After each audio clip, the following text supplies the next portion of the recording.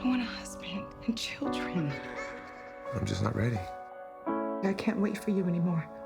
I don't want to lose you. I don't either. 3 reasons why I shouldn't buy you a drink. I'm sorry I'm late. You look beautiful. Why are you still standing here? Walk away. Walk away. I looked over and you looked like you needed a little help. Shine bright like a diamond. No man in your life? Not anymore. Shine bright like a diamond. I remember being in a cab one time with this girl, and she asked me this question, and I swear to you, this is what she said. Do you like ketchup? What? Like literally came out of nowhere. Like it was quiet in the car, and that was the first question that she asked me, driving down the West Side Highway in a cab. Do you like ketchup? And I was like, why? She's like, I like ketchup. I was like, okay, this is gonna be a long one. You know what I mean? Like I knew that was gonna be a long date at that point. Do you like ketchup? Yeah. All right. That's interesting. Exactly. I take it you're not married to this woman. No. Okay. Good. Well, What qualities do you think the perfect guy or girl should have? in a romanticized version, I think the perfect guy or girl should have, qualities of loyalty, ambition, and good communication. Like that's key. You got to be able to communicate, and they got to understand that, we're a team. Team sports helps with that. I'm not even gonna go there. Should we be scared of dating these days with technology and people, finding all your shit out? And I mean, I kind of just want to lock myself in a bubble. Like, people are scary. No, I don't think we should be scared of dating. I think we should I think we have to revolutionize how we date. And I think it's happening whether we know it or not. 10 years ago, it was taboo, or not taboo, it was just looked down upon to go on a dating website. Now, there's advertisements for dating websites during Sports Center. You know what I mean? And it's like farmers.com. I mean, you know what I mean? Like it's crazy. Like there's some group for everybody. And so Ashley Madison. we have to, you know what I mean? We have to we kind of revolutionized dating. And I think the reality is we all are seeking some sort of companionship. I'm not gonna get into the soulmate thing, but we're like seeking some sort of companionship. So that being said, you just have to kind of do some sort of work these days, and I think it's actually better because you can get access to databases that have vital information that could perhaps keep you from, ending up with someone like Carter in this particular film. No, we don't. No one should end up with a Carter. Well, it's not too bad. He's freaky. I want to ask you, Morris has a new show coming out on Fox called Rosewood. Mm-hmm. Would you ever want to guest star on the show? Who could you possibly play if you were going to be on his show? I like to be his boss. Yeah, I like to tell him what to do. Kind of like real life with you two? Yep, I tell Morris what to do. I told him what to wear today and everything. Yep. He likes ketchup. Thank you. Nice to meet you. Aww. Does he have a brother?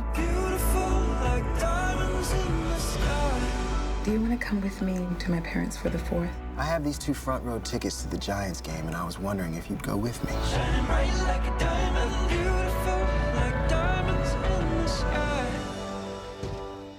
Would you mind if I take a picture of this car? Maybe ask my boyfriend when he gets out.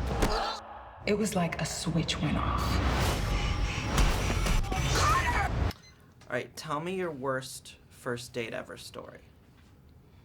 It wasn't so, worse in an obvious way. It was just the kind of situation where, I had been talking to the person on the phone, finally in the same city, and then it was like he thought we were further along, even though we had never met, than we were. And he actually, and you would be surprised, he was a very high up professionally. I won't say what he did, but he became a little stalkerish, and he would show up to events and stuff like as if we were together. He couldn't believe that I wasn't interested. So maybe that.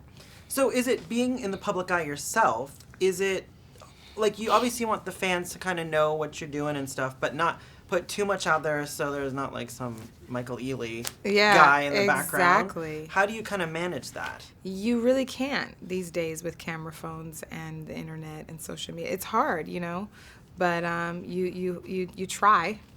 But it's definitely, for me, it's very important to have a private life. I don't think anybody's immune, whether you're in the public eye or not. These days, I have guy friends who have had stalker-ish females as well as girlfriends. So I think guys and girls will relate to this. Are you a trustworthy person? When you first meet someone, what's the gauge of trust? Yeah, I am probably completely gullible and completely trustworthy, and then I find out. But I've, now that I've, been down this road many times, I take my time. I mean, after this movie, I'm not gullible anymore. I know. Exactly. Can you imagine? Who would have thought? Michael Ealy. I learned my lesson. You did? Yeah, for sure. Oh, good. Kind of talk to me about technology these days. Obviously, it's Yeah. a big part in the film, but how has that changed dating life over the past? I think it's changed everything on its head. I mean, think about Instagram and Twitter and how you can meet somebody just like that, and you don't even need to exchange numbers anymore. You can, direct message them. People are finding, the whole Ashley Madison thing, people are you don't have to leave your house to cheat on your spouse. It's just crazy how everything is at your fingertips. I guess it can be good. I do have friends who have met their husbands or wives on with online dating, so that's great. But then, there's the flip side too. You know I never hurt you, right? Do I? Leah, open the door! You don't know what's in store. I think I jump into things sometimes. How about we start over? I can't believe he's here. He's out there. He's watching me. That email went out this morning from your account. My account. Can't you see I've been set up? You think you got a second shot? She doesn't want anything to do with you. Probably remembering the sex right now. Shut up! I'm gonna wipe that smug look off your face. Wow, my worst first date ever. I have to go back many years for that. Wow. It was just a date to where I just went on a date with someone. At one point I was attracted to her. I thought she was attracted to me, but it's just one of those things where you knew almost as soon as you guys sat down for dinner, that the chemistry just wasn't there, and she wasn't saying anything. She was really kind of out there, so. So, we got to be careful these days, with social media and technology. Talk to me a little bit about that. Without a doubt, and that's hopefully what this movie does. Is it opens up people's eyes to really understand and get to know who you're with.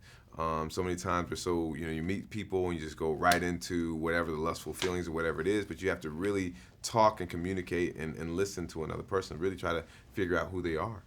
So, but then is that taking away something? Because then we do have to be so much more guarded than, let's say, even, years past? Well, just cautious. I think sometimes people are so anxious and they rush into relationships and they rush into whatever it is that, what they want to do with another person. I think it's just, you don't have to be guarded. You can be open, but just take your time and go slowly. What trait should the perfect guy have? Wow. Well, there is no perfect guy. That's the thing. That's why you put it in quotes, because and it depends. It's up to the individual. Some people value more things than others. In women, I value honesty and intelligence, and some women may value humor and wit. So it's up to the individual. If you were going to describe what type of film this is, what type of movie is it? It's a steamy, hot sexual thriller, in the vein of a Basic Instinct.